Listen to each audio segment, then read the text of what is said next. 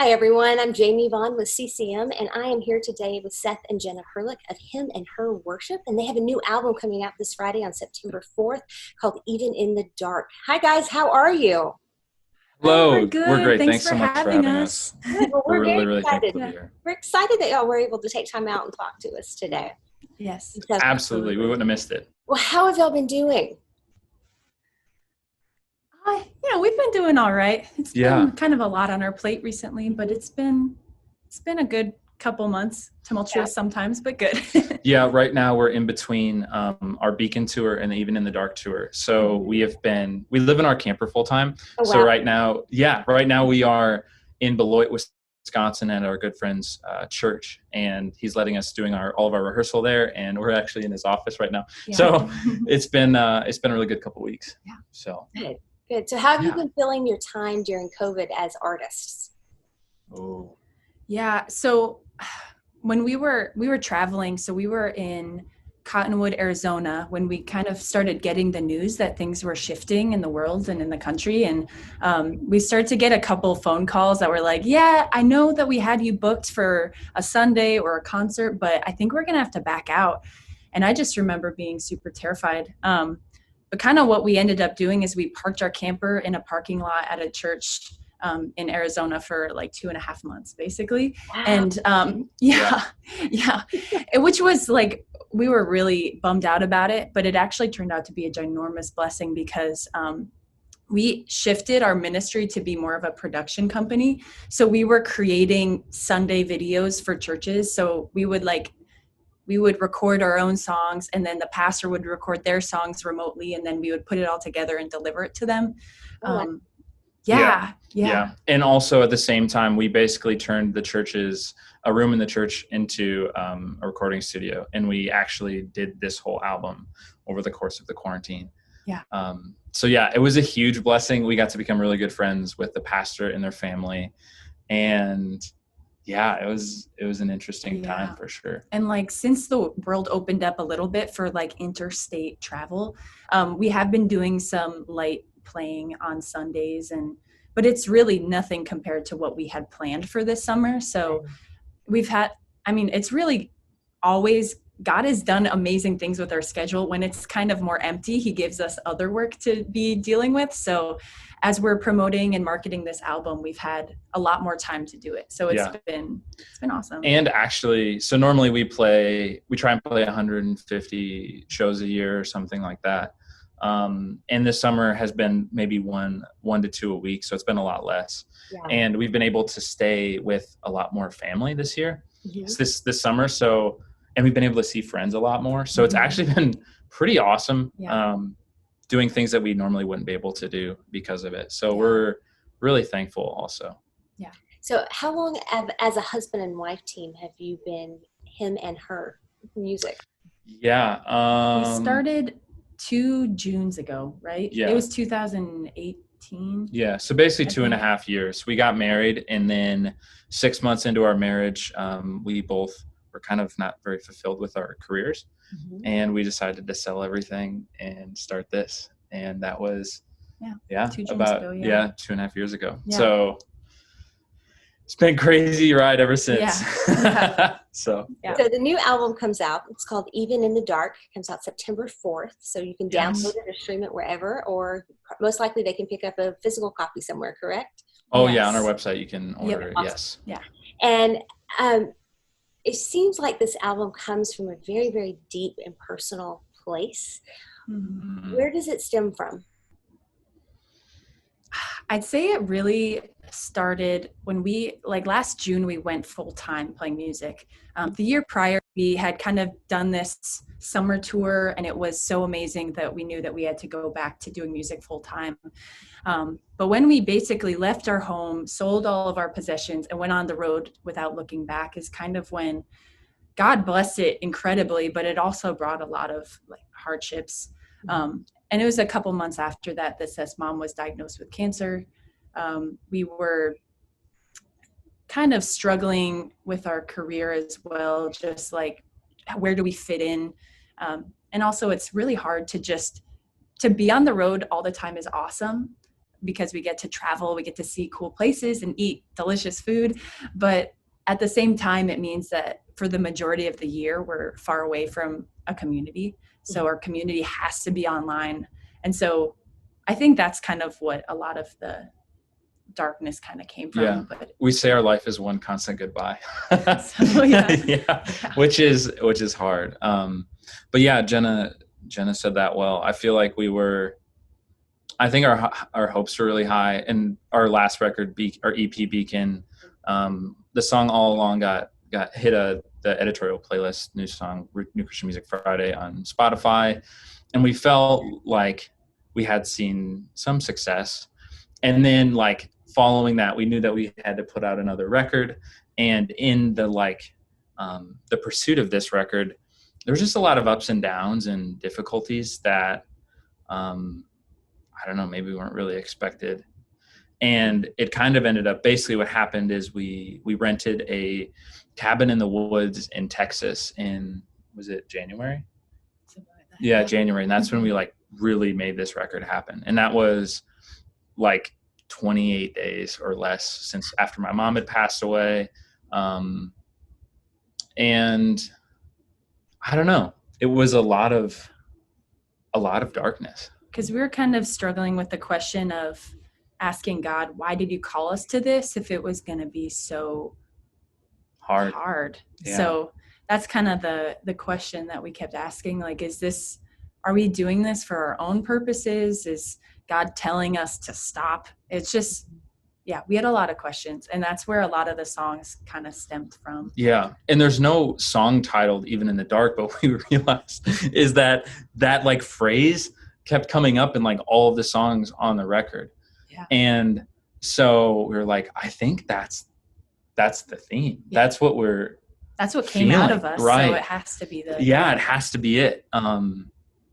So yeah, that's kind of the ups and downs of it all. And my mom, I don't know if I mentioned, but my mom did end up passing away, and then, COVID happened too. So not only did our personal lives kind of, we're going through a lot of things, but also as everyone's professional life basically came to a screeching halt as well. So it just seemed like one thing after another for us, and I'm sure for everyone as well. Yeah. But I think the thing that we also saw, the silver lining through it all, that God was really good in blessing us, even in the midst of all those things, which obviously, right, like we know that to be true and God promises that, but we like saw it firsthand. And I feel like that is really what the album is all about. Yeah. So if somebody listens to the album start to finish, what do you want them to take away? Yeah. We've become super passionate about narrative. In our last concert series, we kind of had some poetry that I wrote, and we made it very thematic. And this record is kind of a sit down and listen to record, I think, from start to finish. So there's a lot of musical themes and textual themes. So it's going to be split into 3 parts, split up by 3 different instrumentals called The Dusk, The Dark, and The Dawn. And so kind of that idea of for the dusk is when the day is ending and you can see that a season is closing and something is different, something's about to be different. The dark is when you're sitting in that transitional period, or when you're in a transition, that's when, sometimes it feels like God is furthest away. Obviously, we know that's not true, but then the dawn is when there's that hope of the new day as well. So yeah. If you listen from start to finish, there's going to be those themes. So, yeah. Yeah. Yeah. And I think for us, that's really what we want to remind people, especially in times like these, is God is present and with us and faithful in the darkness, in the hard times. And from what we've learned being alive for 26 years on this earth, is that you can't escape the darkness. You can't escape the difficult seasons. You can't escape the transitions, but you can learn and experience God in them. And I think for us, we really desire and really appreciate and want there to be authenticity. And I think that's one of our passions. And I think that comes through. Like we don't really hold back in this record. We ask some pretty intense questions of God. We are honest. And I think people are really desiring that. And they really are craving honesty, especially right now. So, yeah. All right. So some fun questions. As a song, yes. Nice. Yeah. What is your favorite lyric or song that you've ever written? Okay. Wow.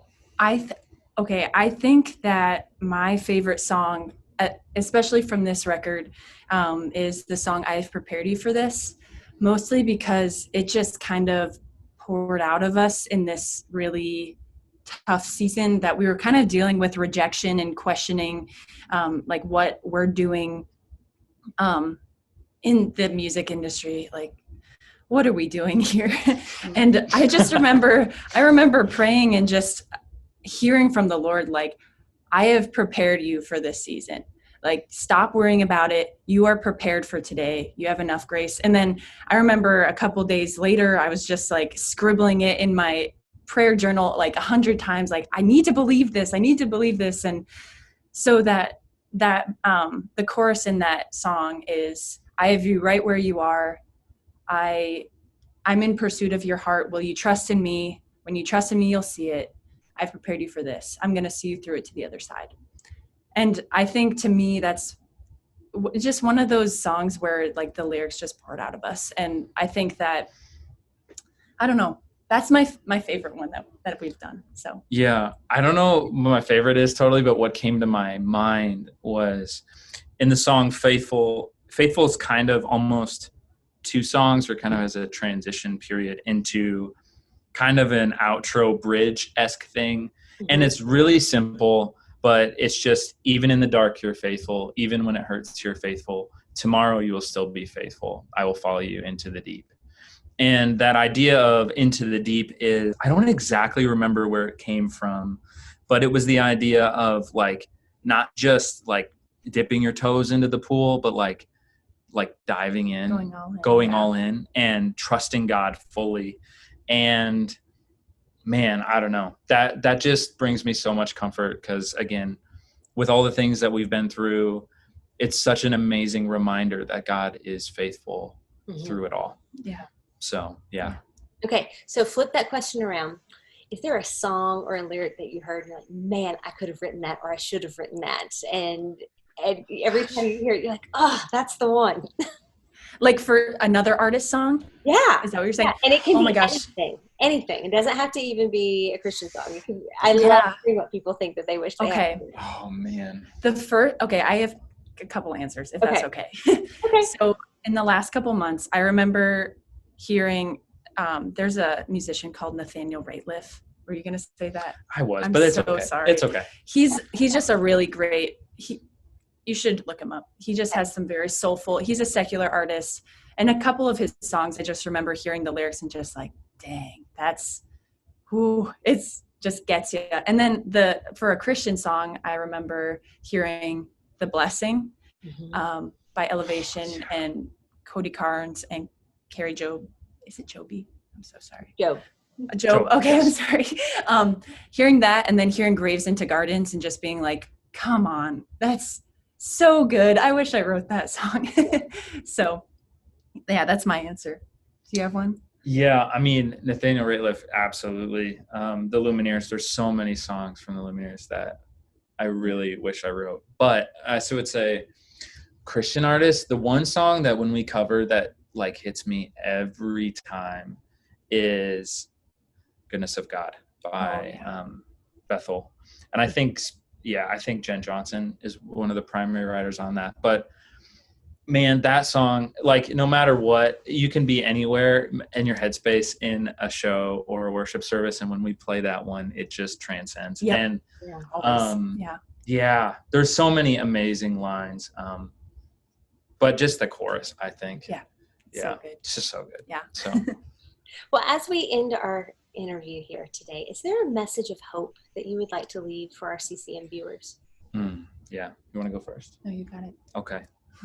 So as we've talked about, Jenna and I have been through a lot this past year, and we've seen a lot of the hardships that people face with rejection and maybe questioning your purpose, and also losing a mom.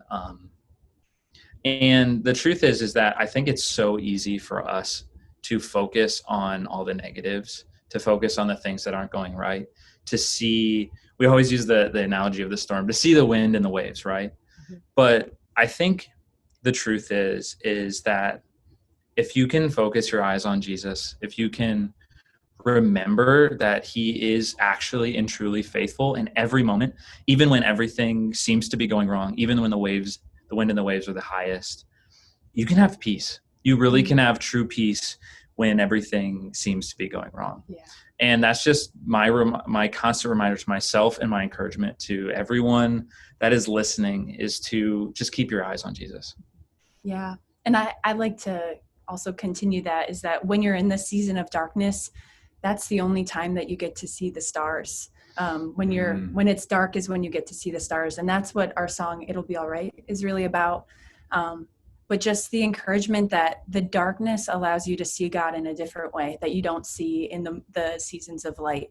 And I really think it's just a matter of praying that he lets you see them, and looking around and seeing what those blessings are. Because, man, God even blesses us in the darkness. Yeah. And it's just a matter of perspective, and it's really awesome. So yeah. Well, Seth and Jenna, awesome. Thank you so much for talking to us today. Everybody, make sure you go and listen to the new album, Even in the Dark, out this Friday, for Him and Her Worship. Thanks so much. Awesome. Thanks so much, Jamie. We're so thankful to be here. So thank you.